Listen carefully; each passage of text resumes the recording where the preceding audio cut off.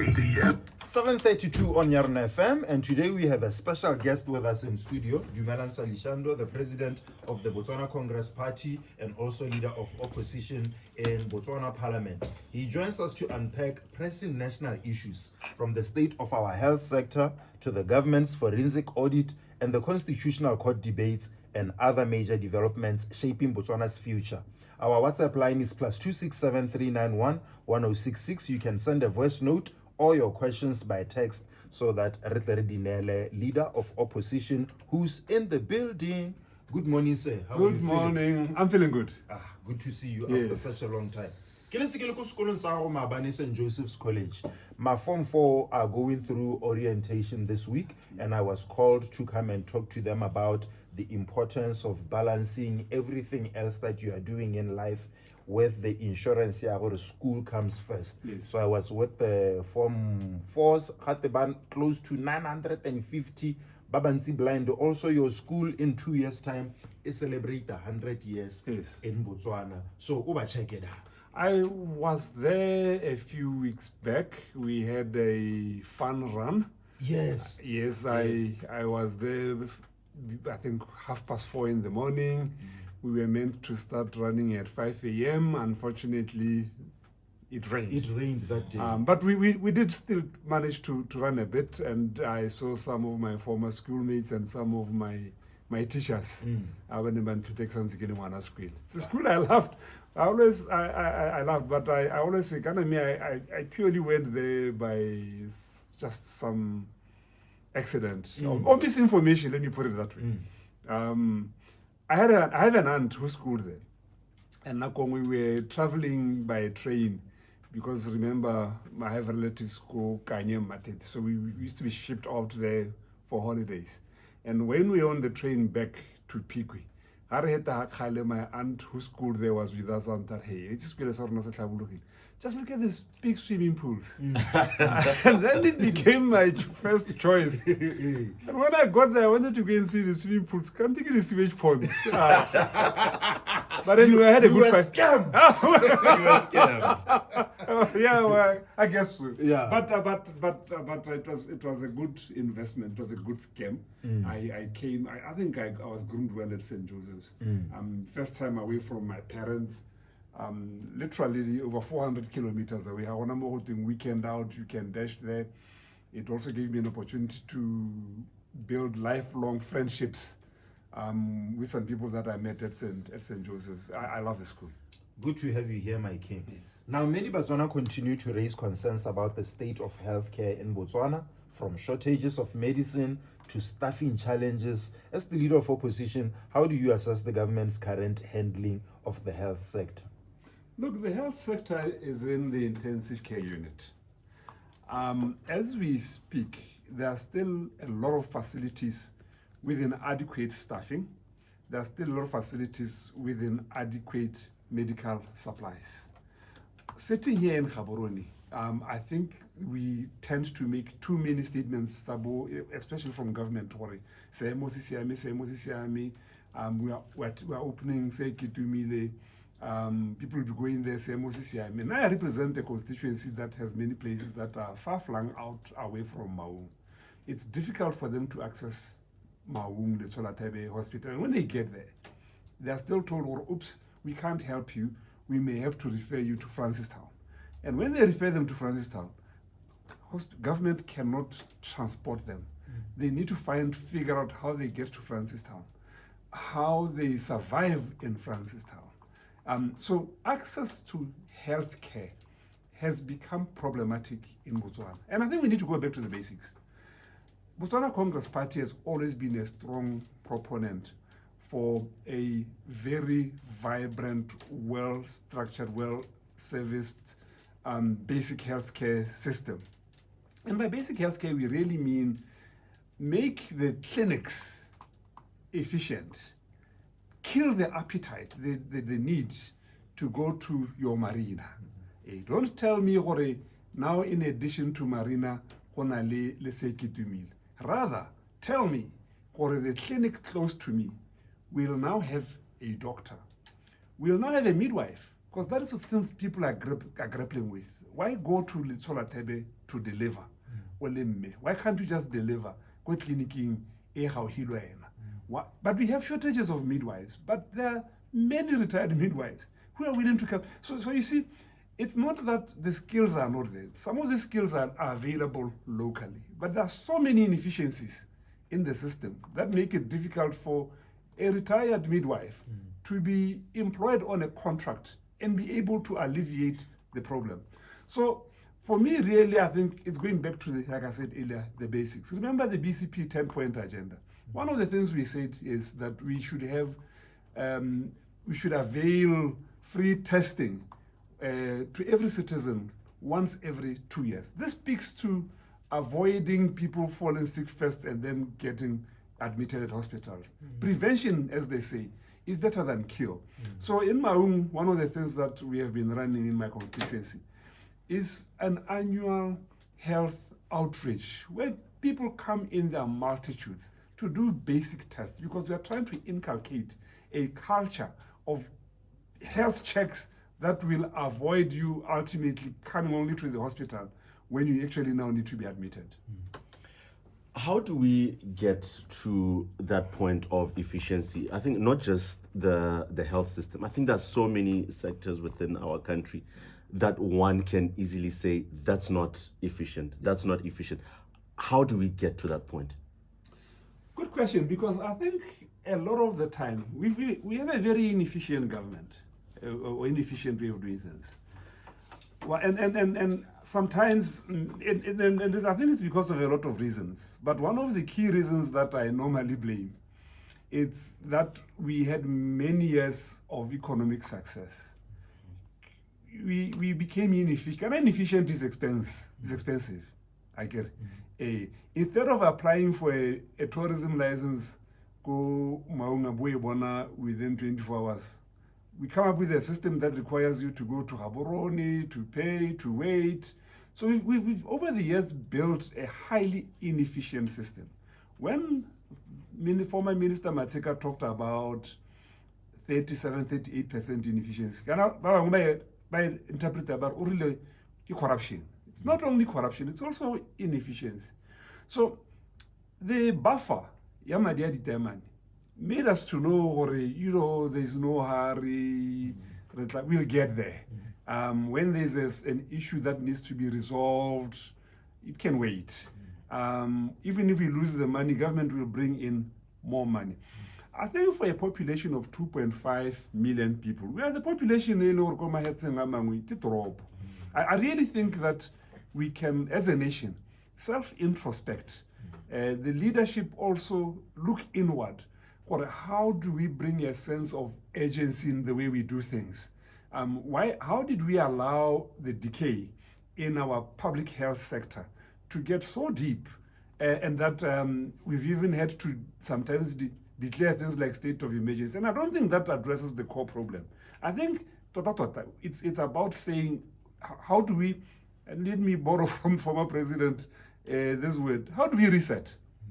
Because things are not working, even in schools. I mean, even as school start, if you go back to St. Joseph's, there's a chance that, or the quality and this orientation, there's a chance that when you go back a month later, we can have an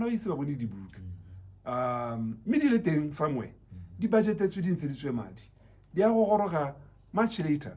This reduces learning time. This contributes to a decline in our education standard. So really, in every sector, now my view is that it's about going back to the basics and having a leadership that can be focused in drilling this message to Botswana. Well, times are now tough. Times are now tough. We are now not talking about the Makata di match, as we used to call the foreign reserves. They're gone. And I don't think they are coming back anytime soon. Times are tough. We really need to make sure that we do more with less. With that said, Motswana listening to us right now, what is the toughest economic truth that we need to face and that we are facing? In English, journalists phrasing wearing something sticky has hit the fan. And if you recall last year, towards the end, I think November, December, Rekaolati gave a speech in a mid-term analysis. Of course, he was way beyond mid-term of the budget. But my intervention at the time was that your message is not clear. Tell Botswana gore things are rough. I mean, look at it, and this is a tragedy of our time. Ghana has a budget speech. He emphasized something called fiscal consolidation. But you can see what Hasebala, he presents a different message. Fiscal consolidation, top three things. It means that you are going to reduce the deficit. That's fiscal consolidation.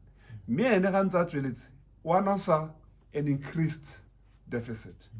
Fiscal consolidation means that you are going to reduce loans. But we need to increase the threshold yearly loan from 40% of GDP to 60%. It's a confusing message. Fiscal consolidation means you reduce expenses. But how the budget, reduce the expense. So we are facing a tough economic situation. Unemployment is already high and increasing. As we speak today, I have no doubt in my mind, we are sitting on higher unemployment than was the case before the elections for 2024. I know of many companies that are retrenching or considering retrenching. So the priority of our priorities at the moment has to be clear. It's about turning the economy around. It's about creating jobs. And is it too difficult in this environment to create jobs? My answer would be no.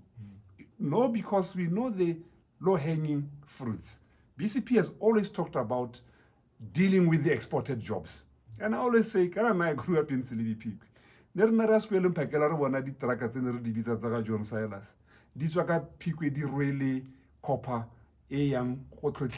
first in our neighboring countries. I think Zambia, this was those are exported jobs. Harena a clear plan to say, how do we add value to the raw copper that we dig? I now live in Maung, and every time I drive to Maung, again the really copper, again in its raw form, again exporting jobs outside Botswana. So these are issues that we need to look at. One of the things that I've always said consistently that I supported the BDP when they announced it. I supported the UDC when they announced this. It's the desire to tap into our potential solar energy. Botswana has one of the longest sunlight hours per day. And we are doing very little at the moment to optimize the jobs we could get from there. The generation of power, to export power and know that it's an opportunity to earn revenue, but also to go into the manufacture of the utensils that we need for your solar industry. So the opportunities are there. But the problem that I see is that a lot of the time, government is unable to give you 3 clear or 4 clear priorities. Rona what's a priority list, National Development Plan 12, BTAP, it's a long story. By the time we conclude, how about our key? No one remembers, or we are each going to come with 3 different priorities. It means that where everything is a priority, and I think I had Remo, I don't know if you originated this phrase, where everything is a priority, nothing is a priority. 7:45 on Yarna FM. Today we are hanging out with Dumelang Saleshando, the president of the BCP and the leader of opposition in the Parliament of Botswana. We'll now dive into the forensic audit by government. The government's forensic audit has sparked significant public interest. How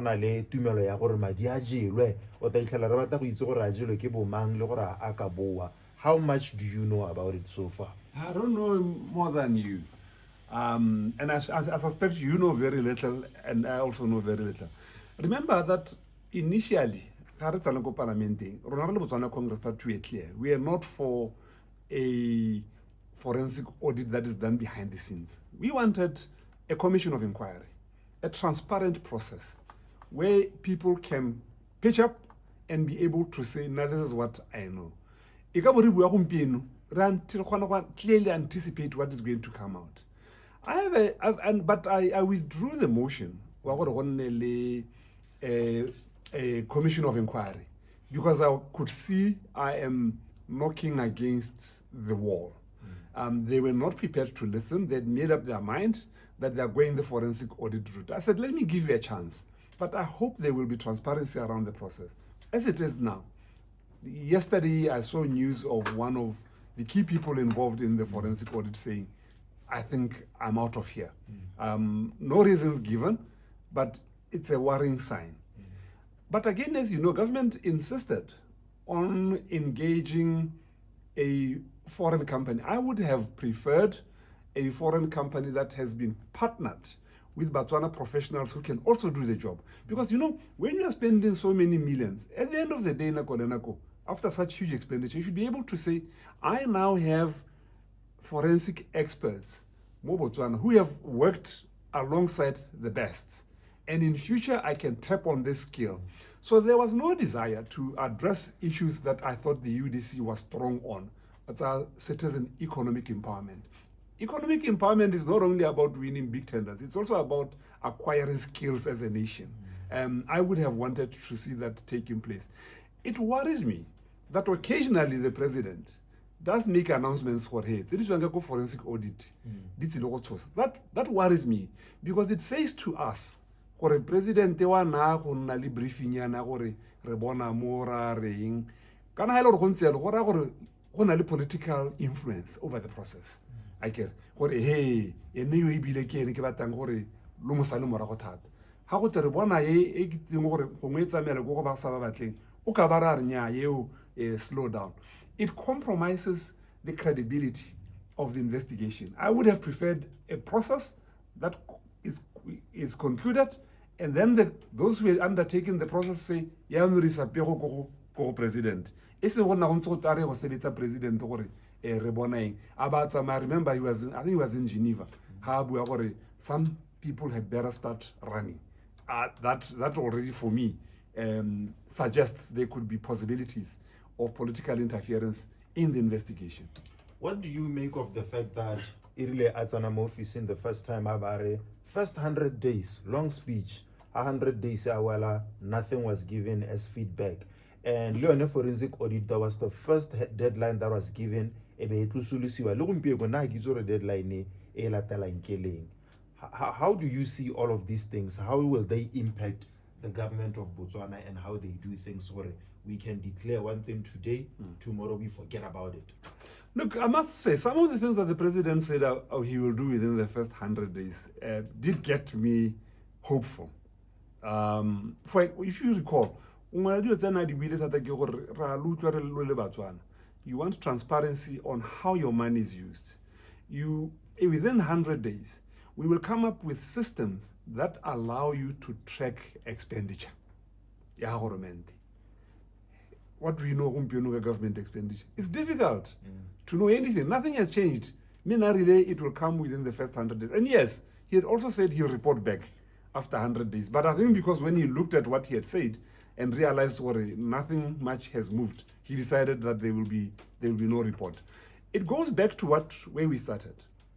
Inefficiency. And I'm sure this forensic thing is now going to come with cost overruns. Cost overruns means we are going to have to pay more. This inefficiency, this thing here, there's no hurry in Botswana. It needs to change again, like I said earlier.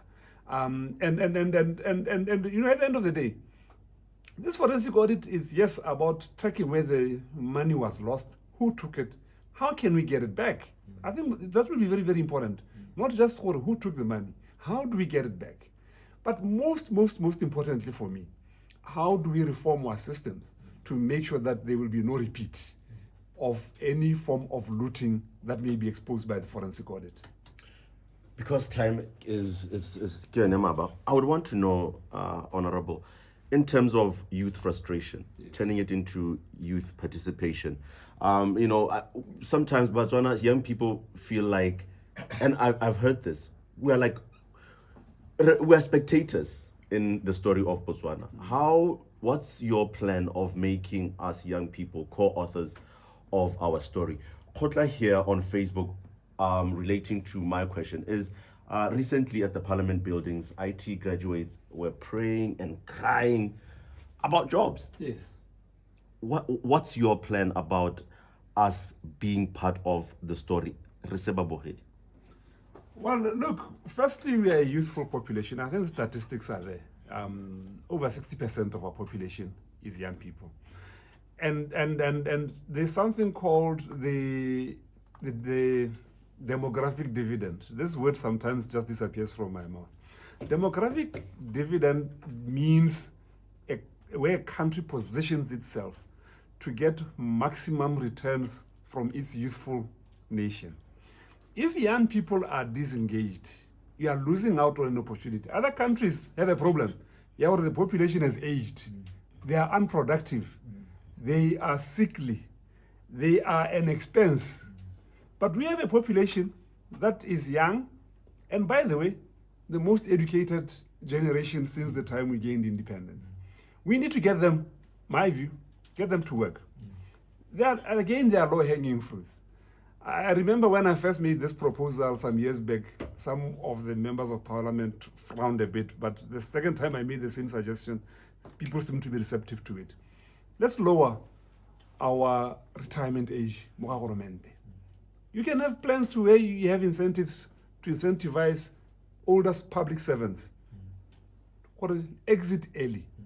Bring in more young people. I think the public service must also be reflective of the general age of the nation. That would help. If you are going to say you want to go the route of digitalization, another word that is sometimes very difficult to pronounce, these IT graduates could unlock doors for us and reform the public service, make it efficient and technology driven. We also, like when I say, need to address the issue of job creation. It should not just be a number. It should be a target that every ministry sets for itself. How are other countries that are really making an impact? The likes of Rwanda. Rwanda, go to Minister of Sports. You have a target. How many jobs through my ministry am I going to create, particularly for young people? You know, a lot of young people are into, like again, this social media space. And there has been this talk, what can we do to make sure that you get value for your products? That discussion seems to be dragging on rather too slowly. But you know, during COVID, that's when you realized that young people came out and showed talent on social media. They kept us entertained in our homes. How do we help them to make sure that they're able to earn revenue out of this new opportunity that they face? I really think that Botswana could come with its own Silicon Valley concept, where we really say we are investing heavily, young people come forward, how do we move forward together? In the past, the party I represent, BCP, went to the courts to try and say, this Steve Harvey thing, are we not losing an opportunity? Should we not be investing these huge amounts in making sure that we grow our own industry, as opposed to one already rich individual pocketing a huge amount of money out of our government? Next time, Haro Hosta will talk about the Constitutional Court, where we are and what we should expect as Botswana. But before you go, please, what happened Botswana? What happened for the average Botswana? I remember 2018, a report by Statistics Botswana, 70% of the working class and 4,000 pula or less. I believe it's worse now.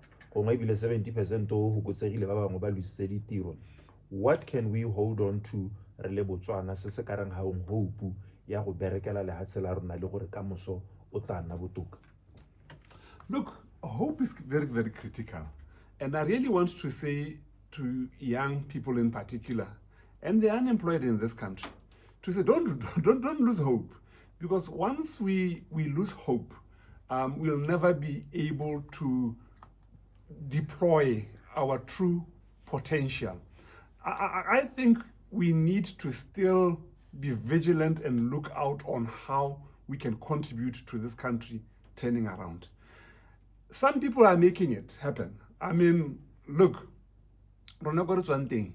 I meet young people who are like, this is what I'm trying to do around issues of tourism. A small young person, also trying to get a little bit out of the tourist's pocket.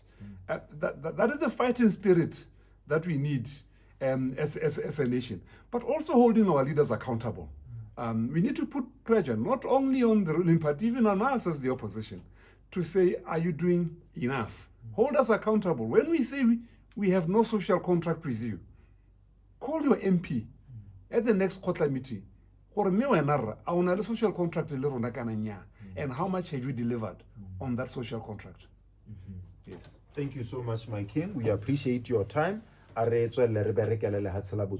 remember that a leader ensures that no one is treated unjustly, and those who need help the most should receive the most constructive help. Thank you very much. Thank you so much. Thank you. It's 7:57 on Yaruna FM. Coming up at the top of the hour, we have Warabile Pambuka with the news. But before then, more